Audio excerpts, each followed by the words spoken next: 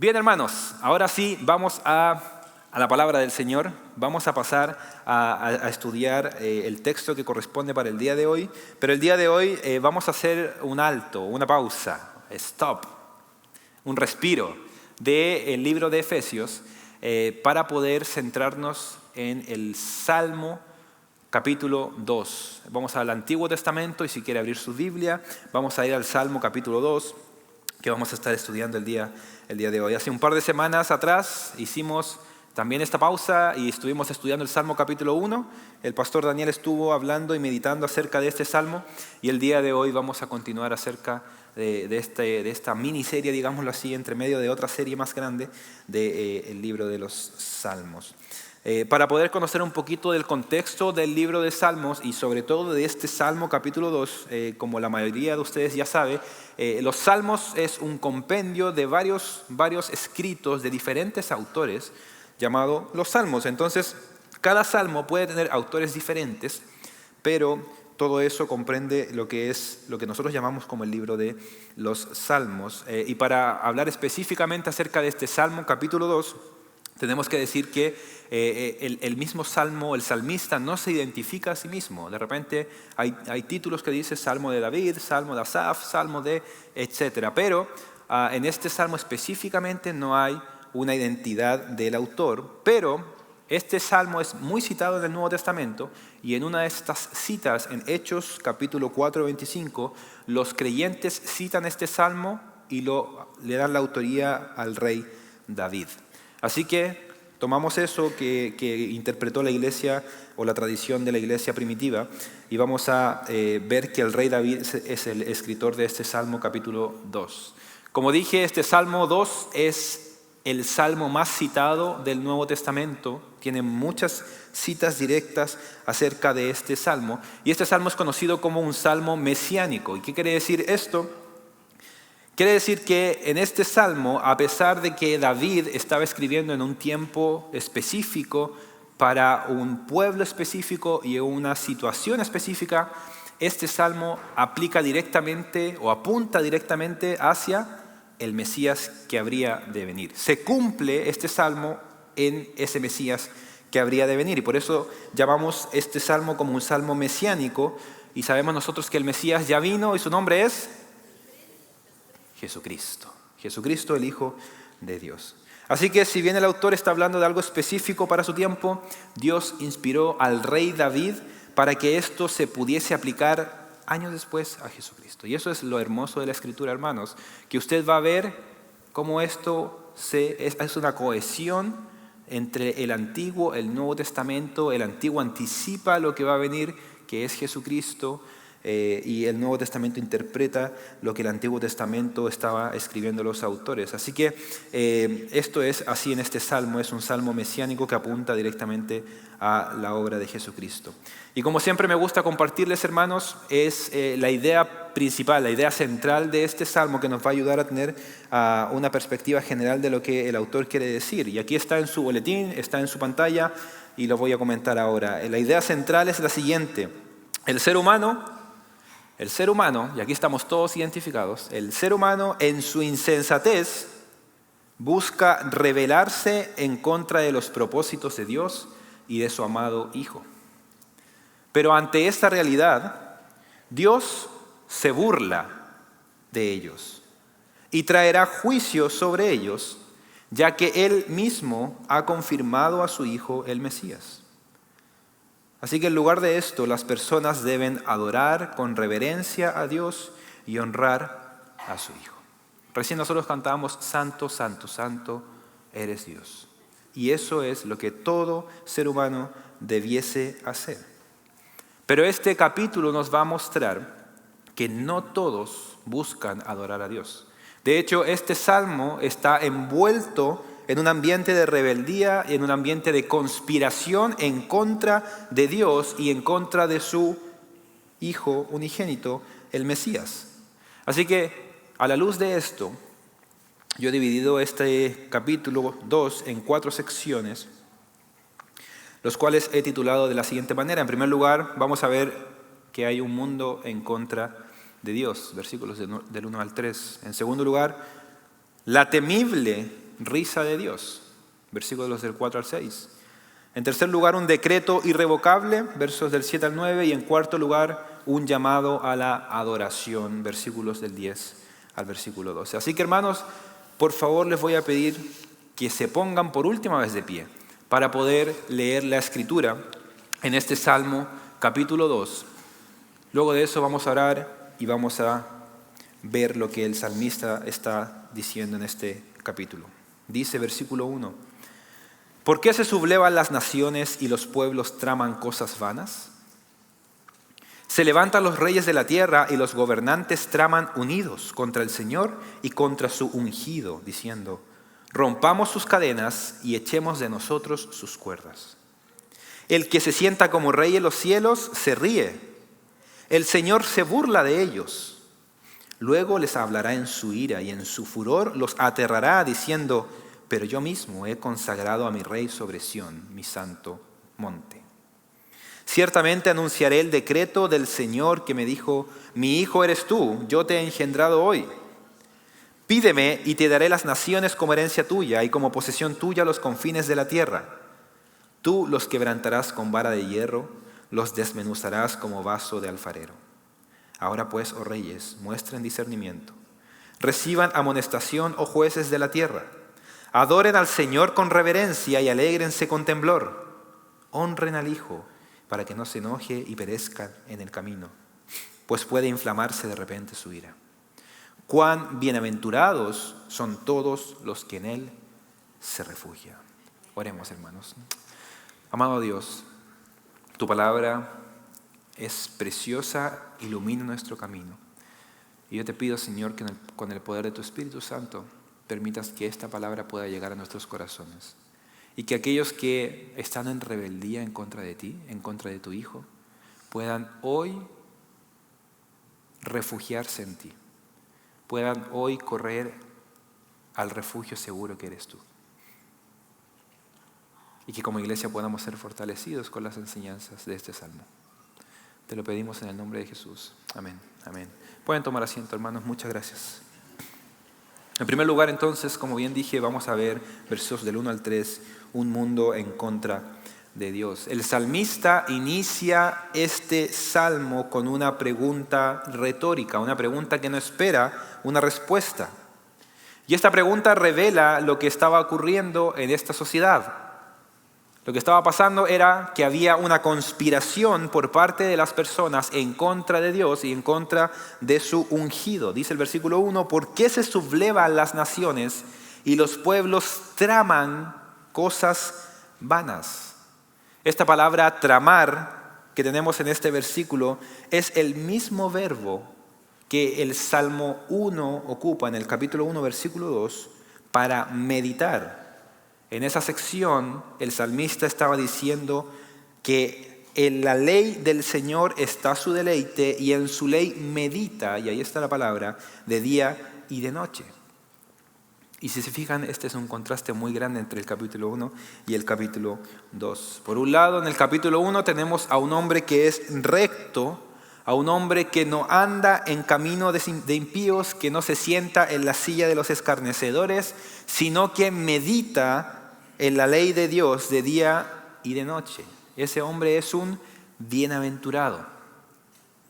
Pero acá en el capítulo 2 tenemos todo lo contrario. Tenemos personas que meditan también, pero meditan una rebelión en contra de Dios. Uno medita en las cosas de Dios y el otro medita en rebelarse contra de Dios.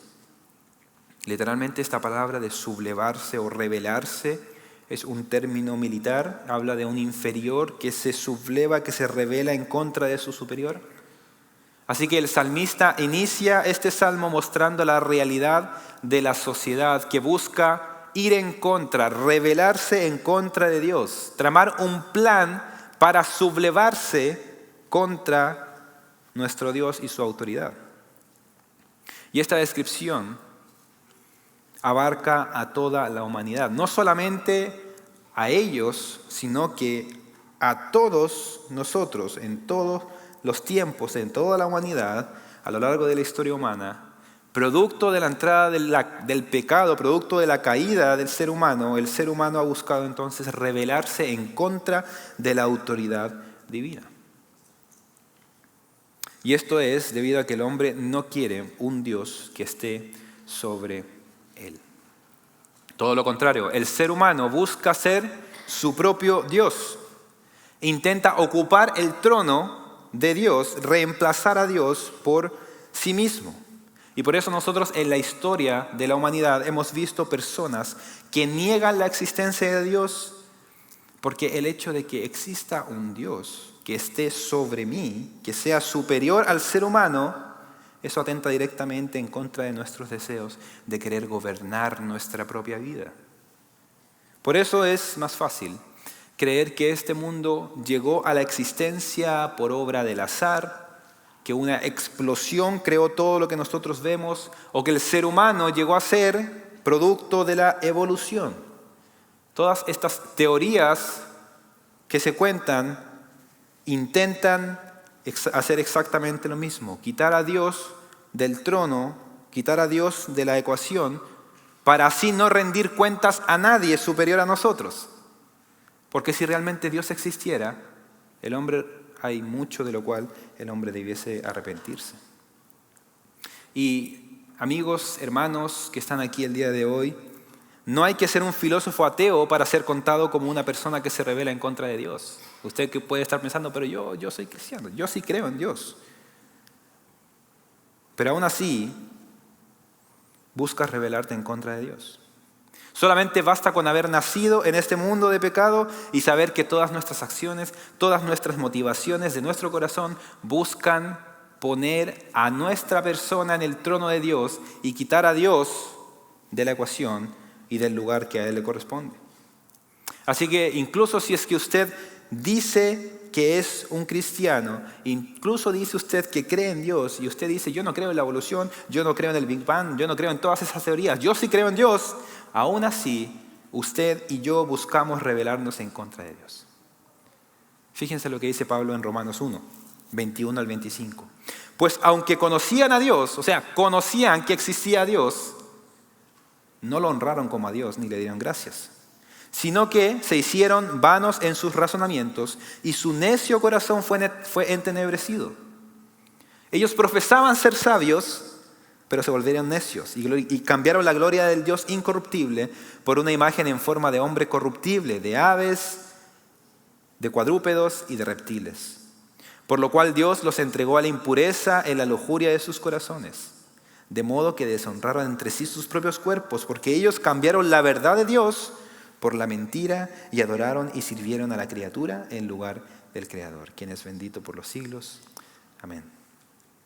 Esta descripción que da Pablo aquí en Romanos es una descripción que nos describe a todos. Toda la humanidad es culpable de querer reemplazar a Dios por otra cosa, de rebelarse en contra de Él y cambiar su gloria por algo de mucho menor valor. Todos hemos pecado de haber hecho eso. Y dice el salmista que estas personas en este tiempo eran reyes y eran gobernantes que estaban tramando unido cómo poder rebelarse en contra de Dios y en contra de su ungido. Y estos hombres decían lo siguiente: rompamos sus cadenas y echemos de nosotros sus cuerdas. Quizás en esta traducción no se entiende tanto, pero si leemos la Nueva Traducción Viviente nos ayuda un poco más. Esta traducción dice, rompamos las cadenas, gritan, y liberémonos de ser esclavos de Dios. Esa era la motivación del corazón de estos hombres. Liberarse de ser esclavos de Dios. Y eso es lo que la sociedad, lo que la humanidad busca continuamente. Dejar de ser, entre comillas, esclavos de Dios. Rechazar su señorío y planear en conjunto cómo poder quitarlo de la sociedad. Y no solamente con Dios, dice el salmista, sino que también en contra de su ungido. La palabra ungido, que también es Mesías en hebreo, es la palabra Cristo en griego, y nosotros sabemos que el Cristo es Jesucristo, Jesús, el Hijo de Dios. Él es el Mesías. Así que las personas no solamente quieren no creer en Dios, en la existencia de este ser superior, sino que al mismo tiempo buscan no creer en el hecho histórico de la vida, la muerte y de la resurrección de Jesucristo. Y muchas personas en la historia han dudado de esto e intentan probar que Jesús jamás existió, jamás resucitó. Solamente dicen, estaban dormidos y no fue una resurrección, sino que solamente durmió. O incluso muchos dicen no haber creído nunca en que Jesús existió en la historia. Y por más pruebas, por más descubrimientos que vayan saliendo, aún así estas personas no creen en Jesús porque su vista está cegada ante este hecho histórico. Así que las personas se reúnen para tramar en contra de Dios y de su ungido. Y uno de los ejemplos más claros de esta unión entre personas, nosotros lo vemos en el Nuevo Testamento, es cuando los judíos, los gentiles, los romanos y los griegos, todos se juntaron para crucificar a Jesucristo. Personas que ni siquiera se hablaban, personas que ni siquiera se podían ver unos con otros, que tenían grandes diferencias y enemistades, pero ahora estaban todos juntos gritando, crucifíquenlo, crucifíquenlo, crucifíquenlo. Incluso Herodes y Poncio Pilato colaboraron juntos para poder dar muerte a Jesucristo. Hechos 4:27 dice lo siguiente: porque en verdad en esta ciudad se unieron tanto Herodes como Poncio Pilato, junto con los gentiles y los pueblos de Israel, contra tu santo siervo Jesús, a quien tú ungiste. Personas que ni siquiera se podían ver estaban reunidas para matar al Mesías. Y la sociedad entera se reúne entonces para poder quitar a Dios de su santo trono y a su Hijo de esta sociedad. Pero ¿cuál es la respuesta de Dios ante esta rebelión? Lo vemos en los versículos del 4 al 6, que hemos puesto por título La temible risa de Dios. Versículo 4 dice: el que se sienta como rey en los cielos, ¿qué hace? Se ríe. El Señor se burla de ellos. Y luego les hablará en su ira y en su furor los aterrará diciendo: pero yo mismo he consagrado a mi rey sobre Sión, mi santo monte. La respuesta de Dios ante la rebeldía de la creación es la risa.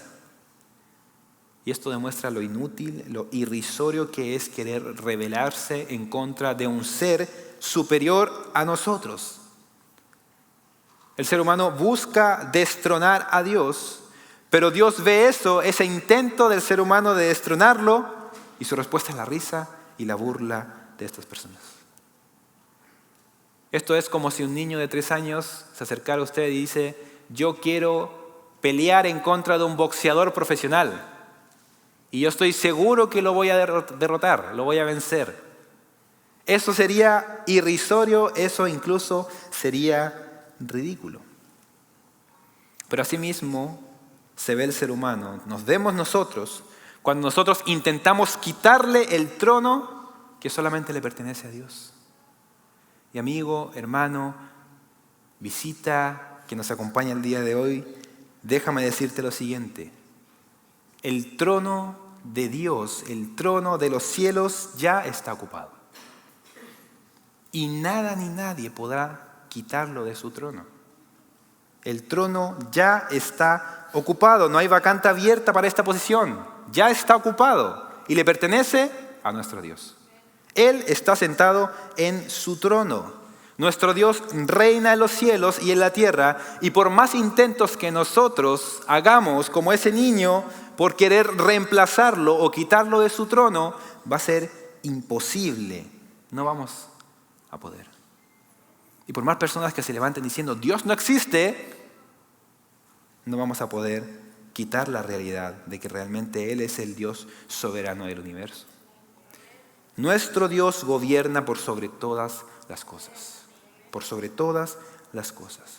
Y esto es interesante, hermanos. Nuestro Dios no necesita un ejército que lo defienda. Tal como si lo haría otro rey. Cuando los reyes querían ocupar la tierra de otro rey, se confabulaban unos con otros. Y hablaban entre reyes y decían, vamos a ir a atacar a esta nación. Entonces el rey, que veía que 2, 3, 4 reyes venían en contra de él, ¿qué hacía? Se espantaba, temía. ¿Por qué? Por la unión de los bandos en contra de mi pueblo. Pero nuestro Dios no es así. Nuestro Dios no es así. Él no necesita ejércitos que lo defiendan. Él es Dios e incluso se burla de estos intentos de querer vencerlo. Pero su risa y su burla no son graciosas, son temibles. Son temibles. ¿Por qué? Porque van a durar un tiempo y después de esa risa y esa burla, ¿qué vendrá? La ira y el juicio de Dios. Por eso es una risa temible. Y un comentarista decía que ojalá el impío, el pecador, se encuentre a Dios en su momento de risa. Porque aún en ese momento va a tener oportunidad de arrepentirse, de recibir perdón de sus pecados. Pero si el impío o el pecador se encuentra con Dios en su momento de ira, él ya no va a tener oportunidad de arrepentimiento. No habrá vuelta atrás y solamente va a recibir el justo juicio y castigo por parte de Dios. La ira de Dios, hermanos, es uno de los atributos que menos se hablan, y yo varias veces lo he dicho desde aquí, de los que menos nos gusta mencionar en los púlpitos. Todos queremos hablar acerca del amor de Dios, de la misericordia, de la bondad y de la gracia de Dios. Pero muy pocos quieren hablar acerca de la ira de Dios. Pero si es que nosotros no predicamos de la ira, del juicio de Dios, entonces estamos predicando un Dios falso o un Dios incompleto. Porque sí es cierto, nuestro Dios se presenta como un Dios de amor y de gracia, pero al mismo tiempo es un Dios de ira, fuego consumidor y de juicio sobre las personas. Y muchas personas el día de hoy están jugando con la paciencia de Dios al vivir en pecado. Y diciendo, tranquilo, Dios es amor, Dios nos va a perdonar, pero cuidado. Su paciencia tiene un límite y su paciencia se va a agotar y su juicio va a venir sobre la sociedad. Es muy conocida la historia de un predicador que fue interrumpido por una persona que desafió a Dios en frente de toda la audiencia. Y él dijo lo siguiente: voy a demostrarles que Dios no existe. Si Dios no me quita la vida en 5 minutos, les voy a demostrar que Dios no es real. Los 5 minutos pasaron y adivinen qué ocurrió. Nada. Así que este hombre se paró y dijo, ¿vieron? Dios no existe. Pero el predicador le respondió a este hombre, ¿tú crees que puedes agotar la paciencia de Dios en 5 minutos?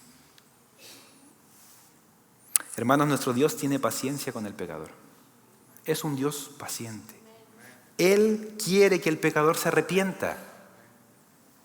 Pero esa paciencia no es una excusa para que el ser humano pueda llegar a burlarse de Dios. No porque el juicio no haya venido aún significa que Dios no lo va a traer. Va a llegar un día en donde Dios va a juzgar a todas las personas, porque la paciencia de Dios tiene un límite. Y en ese día Dios va a juzgar tu vida. Y aquellas personas que no estén inscritas en el libro de la vida, aquellas personas que no hayan creído en Jesús como Señor y Salvador, entonces dice la Escritura que van a recibir el juicio de Dios, el castigo y la ira de Dios por la eternidad en el infierno. La ira de Dios está siendo reservada para ese día de juicio. Pero la paciencia de Dios no es una excusa para vivir nuestras vidas como nosotros queramos hacerlo. Debemos arrepentirnos de nuestros pecados y debemos creer en Jesús como Señor y Salvador. Y solamente así vamos a poder escapar de la ira de Dios. Solamente a través de su Hijo Jesucristo. El Señor en su furor, en su ira, les va a decir, yo mismo, dice este texto, he consagrado a mi Rey sobre Sión, mi santo monte. Ese Rey es Jesucristo, el Hijo de Dios. Aquella persona que vino a este mundo, pero que los hombres lo rechazaron y lo colgaron en una cruz. Pero Jesús resucitó al tercer día. Y Él demostró que era Dios y por medio de eso, Él nos ofrece ahora reconciliación para con Dios y el ser humano. Y ahora este rey que venció a la muerte, ahora Él está reinando en los cielos por la eternidad y ahora ofrece salvación y vida eterna para todo aquel que cree en Él. Así que cree en Jesucristo. Pero si tú decides el día de hoy que estás escuchando esto, decides alejar a Dios lo más posible de tu vida, decir yo no creo que esto sea cierto, yo no creo en Jesús, yo no creo ni siquiera en Dios, si tú decides vivir tu vida como a ti te parezca, si tú decides decir que se haga mi voluntad y no la tuya, entonces como dijo C.S. Lewis, el Señor en el día del juicio te va a decir a ti, entonces que se haga tu voluntad y te va a castigar eternamente en el infierno. Eternamente separado por la bondad y la misericordia de nuestro Dios en el infierno. Por eso Pablo en Romanos 2, del 3 al 6, dijo lo siguiente. Fíjense en este texto, hermanos, es increíble. Y piensas esto, oh hombre, tú que condenas a los que practican tales cosas y haces lo mismo, ¿piensas que escaparás del juicio de Dios? ¿O tienes en poco las riquezas de su bondad y tolerancia y paciencia, ignorando que la bondad de Dios te guía al arrepentimiento? Pero por causa de tu terquedad y de tu corazón no arrepentido, estás, ¿qué cosa? Acumulando ira para ti en el día de la ira y de la revelación del justo juicio de Dios. Él pagará a cada uno conforme a sus obras. Wow. Así que no abuses de la paciencia de Dios. No abuses de la paciencia de Dios, porque un día vendrá a juzgarte. Mejor arrepiéntete de tus pecados. Cree que Jesús es el Señor y el Salvador de tu vida. Nuestro texto continúa y en los versículos del 7 al 9 pasa ahora a hablar el Hijo. Recién estaba hablando Dios el Padre, ahora Jesucristo el Hijo. Versículos 7 al 9 dice: ciertamente anunciaré el decreto del Señor que me dijo, mi hijo eres tú, yo te he engendrado hoy. Pídeme y te daré las naciones como herencia tuya y como posesión tuya los confines de la tierra. Tú los quebrantarás con vara de hierro, los desmenuzarás como vaso del alfarero. Y aquí está el decreto irrevocable. Este Hijo, el cual ha sido coronado por el Padre, declara el decreto del Señor. ¿Y cuál es este decreto? El decreto es que Dios confirma que Jesús es su Hijo. Jesucristo es el Hijo de Dios. Y esto ocurrió años después. ¿Se acuerdan cuando Jesús fue bautizado? Cuando bajó una paloma, el Espíritu Santo, y se posó sobre él, y del cielo se oyó una voz que dijo: este es mi Hijo amado en quien tengo complacencia. Mateo 3:17. Dios mismo decretó que Jesús es su Hijo. Ahora bien, este texto nos presenta algo difícil de interpretar. El texto dice: yo te he engendrado hoy. Y aquí nos podemos hacer las siguientes preguntas. ¿En qué sentido Jesús es engendrado por Dios el Padre? ¿No que Jesús era eterno con el Padre en la Trinidad y vive desde la eternidad hasta la eternidad? ¿No que Jesús ha existido siempre? Entonces, ¿cómo es posible que Jesús haya sido engendrado? De este texto muchas personas se agarran para argumentar que Jesús entonces es un ser creado y no es eterno y no es Dios mismo.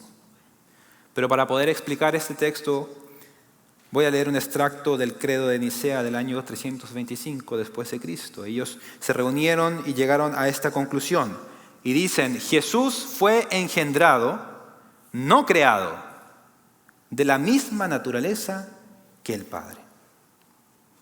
Esto quiere decir que como hijo de Dios, Jesús como Hijo de Dios siempre ha existido. Pero al momento de venir a la tierra y de resucitar, entonces para nosotros Él fue manifestado como el Hijo de Dios. Y en ese sentido Jesús fue engendrado por Dios. Y para apoyar esto, fíjense en Hechos 13, del 32 al 33. Pablo, hablando de esto a estas personas, dice: nosotros les anunciamos las buenas nuevas de que la promesa hecha a los padres, Dios la ha cumplido a nuestros hijos al resucitar a Jesús, Como también está escrito en el Salmo 2, Hijo mío eres tú, yo te he engendrado hoy. La promesa que Dios le dio a David es que un hijo suyo iba a reinar por la eternidad. Y ese hijo es Jesucristo. Dios cumplió esa promesa. Y en ese sentido, entonces, Jesús es engendrado por Dios el Padre como el Mesías prometido. Y ahora este Hijo de Dios, que es confirmado por el Padre, se le promete algo en el versículo 8. Fíjense el verso 8, dice, pídeme y te daré las naciones como herencia tuya y como posesión tuya los confines de la tierra. Dios le ha prometido a su Hijo Jesucristo las naciones como herencia. Y esto nos apunta a lo que nosotros conocemos como la Gran Comisión, en donde todos nosotros somos invitados a llevar el Evangelio, ir y hacer discípulos a todas las naciones para que esto llegue al cumplimiento. Y nosotros sabemos por textos como Apocalipsis que esto va a ser así. Gente de toda lengua, de toda tribu y de toda nación se reunirán para adorar a Cristo como el Señor, como el Cordero inmolado. Y ahí vamos a estar tú y yo si es que hemos puesto nuestra fe en Jesucristo. Al final de todos los tiempos, todas las personas se van a arrodillar delante del Cordero. Y sí, me escuchó bien. Todas las personas, incluso aquellos que quisieron e intentaron rebelarse en contra de Dios. Pero la diferencia es que unos van a estar arrodillados habiendo arrepentido de sus pecados, pero otros van a ser arrodillados a la fuerza. Fíjense el versículo 9. Tú los quebrantarás con vara de hierro, los desmenuzarás como vaso de alfarero. Así que, amigo, tú decides el día de hoy. ¿O quieres arrodillarte ante Dios y su Hijo en esta vida para salvación o en la vida venidera, pero para condenación eterna? Pero sea como sea, te vas a arrodillar delante del Rey de Reyes y Señor de Señores. Todos vamos a estar arrodillados delante del Cordero inmolado. Y por eso el salmista cierra con estos versículos, del 10 al 12, en donde él hace un llamado a la adoración. Fíjense el versículo 10. Ahora pues, oh reyes, ustedes que estaban tramando, ustedes que estaban en rebelión contra Dios, muestren discernimiento. Reciban amonestación, oh jueces de la tierra. Adoren al Señor con reverencia y alégrense con temblor. Honren al Hijo para que no se enoje y perezcan en el camino, pues puede inflamarse de repente su ira. Cuán bienaventurados son todos los que en Él se refugian. Dios acá le da una última oportunidad a estos reyes que conspiraron en contra de Él y de su ungido para que se sometan a Él. Este es el último acto de bondad y de misericordia antes que venga el juicio sobre ellos. Y como ya dije, estos reyes representan a toda la humanidad que huye y se aleja de Dios. Así que también es un llamado para que tú y yo tengamos discernimiento y adoremos a Dios. Y es interesante que el salmista use esta palabra, tengan discernimiento en este versículo. Porque estos reyes, estos gobernantes probablemente se creían inteligentes, se creían sabios, incluso se creían más sabios que Dios. Pero ese es un error de orgullo. Si tú crees que eres más inteligente por no creer en Dios o por creer que tu vida puede vivir de la mejor manera sin Él y su presencia, o tú crees que puedes vivir de una manera diferente en cómo su palabra te dicta, déjame decirte entonces que te falta sabiduría y te falta discernimiento. Proverbios 1:7 dice lo siguiente: el principio de la sabiduría es el temor de Jehová. Los insensatos desprecian la sabiduría y la enseñanza. Los insensatos desprecian la sabiduría y la enseñanza. Así que, amigo, si tú estás hoy creyendo que puedes seguir viviendo tu vida alejado de Dios, en rebeldía en contra de Él, déjame decirte que estás equivocado y estás mostrando necedad. El llamado de Dios para ti es: adora a Dios y honra al Hijo para que no se enoje y perezcas en el camino. Esta palabra honrar al Hijo que aparece en el versículo 12 es la palabra besar al Hijo. De hecho, esa es la traducción que usa la Biblia en inglés. Besen al Hijo para que no se enoje y perezcan en el camino. Y esta declaración es una declaración de sumisión obediente, pero amante al mismo tiempo. Así que no se trata solamente de doblar tus rodillas delante del Hijo, tienes que doblar tu corazón delante del Hijo. Sométete y dobla tu voluntad delante del majestuoso Rey.